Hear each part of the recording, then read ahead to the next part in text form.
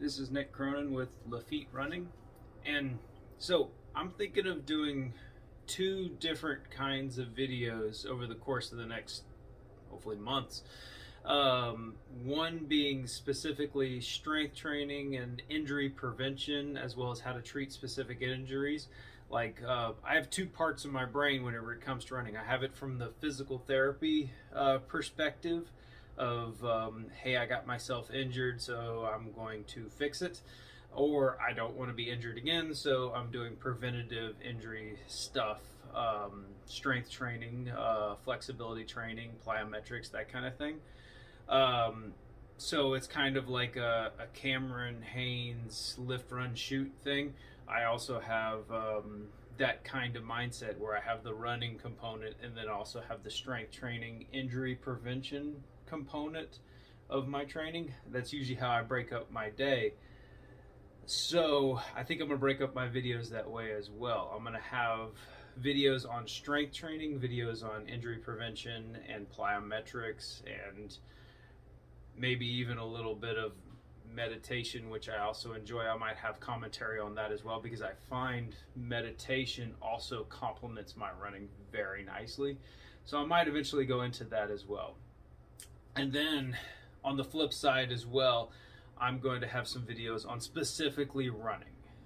And that's what I'm going to talk about in this video, is what advice I would give somebody who is either starting running or they're kind of new to running, and what specifically should I do to get going and get moving. So I'm going to start at the beginning and just go from there for what advice I would give somebody to whenever they're starting running, or they're running and they're just kind of all over the place and they want to get a little more focused. So I'm going to give some advice, not from a physical therapy perspective, but from a runner who's been doing this since 2010 and has moved up from the contraband 5-miler all the way up to 100-mile trail races and running up mountains for fun like an idiot. So I'm going to kind of break two different styles of videos on there. So today we're going to talk about running specifically, what advice I would give somebody whenever they're starting running. And we're going to start with a warm-up. I posted a picture, which I might put on this channel, of it was a radio alarm clock. And if you've ever owned this radio alarm clock, you should probably have a warm-up before you start running. This is how you just don't get hurt. It kind of goes off with my video last time of my buddy jumping off of a tailgate and injuring himself. You should have a warm-up. You're after a certain age, you shouldn't be doing things cold. By the way, if you hear the airplane taking off in the morning, it's a nice little background noise. You shouldn't be doing things cold. Even as a younger runner, you shouldn't do things cold. You shouldn't just start sprinting. You should have a nice warm-up. For me, a warm-up is usually a little bit of calisthenics, and then I walk for about a quarter mile at kind of a brisk pace, and then I start running. There's a nice little bridge I walk to. One of my neighbors has a bridge over their ditch. I walk to the bridge, and then once I get to the bridge, then I start running. Incidentally, that's also where I lose Wi-Fi, so it's a good place to start going. Okay, my YouTube video is done. Now I'm going to start running. So a warm-up can be anything that just loosens you up. I tried for a little while, and I liked it. I just stopped doing it.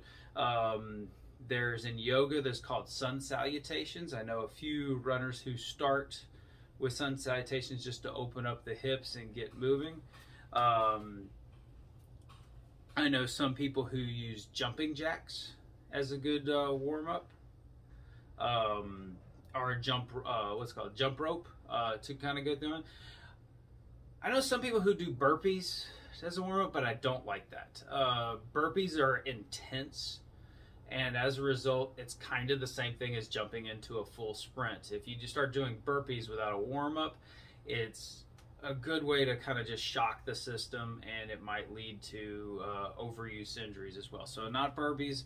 You want to have your warm-up do something gentler than that. So you want to kind of just get the blood flowing a little bit. So I like a vigorous walk. or jump rope or jumping jacks or anything that kind of big motion. So a good example, my warm-up routine is usually starting with just, you know, that general stretch, kind of open up the chest, open up the arms, and then go into leg motions. I'm going to move the camera, so it might be a little dizzying, but let's see how this works. Usually moving the hips up and down.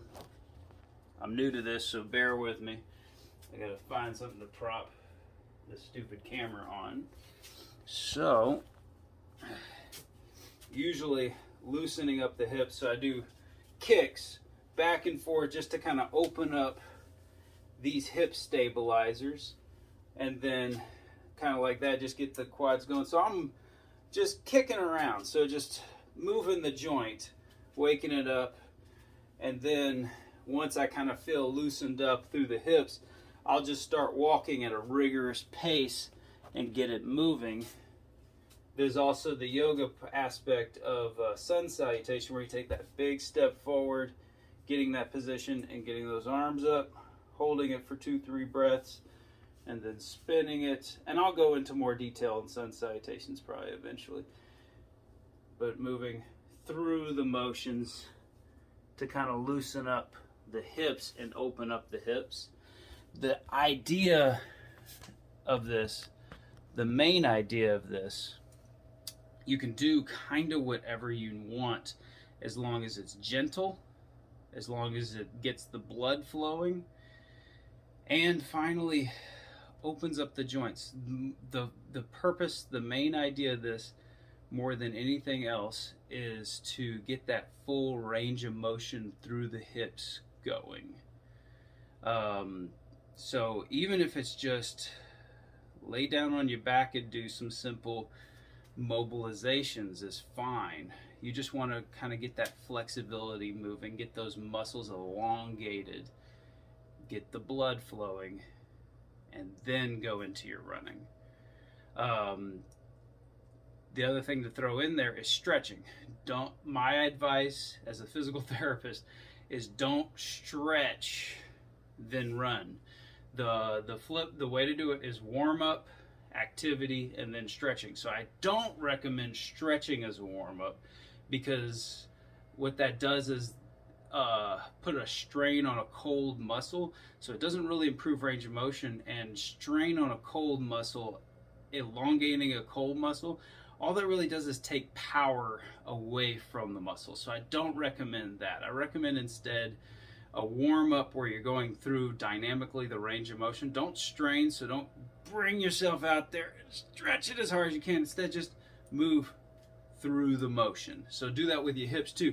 Move through the motion. Do even some like gentle lunges. Don't do aggressive lunges, just gentle lunges.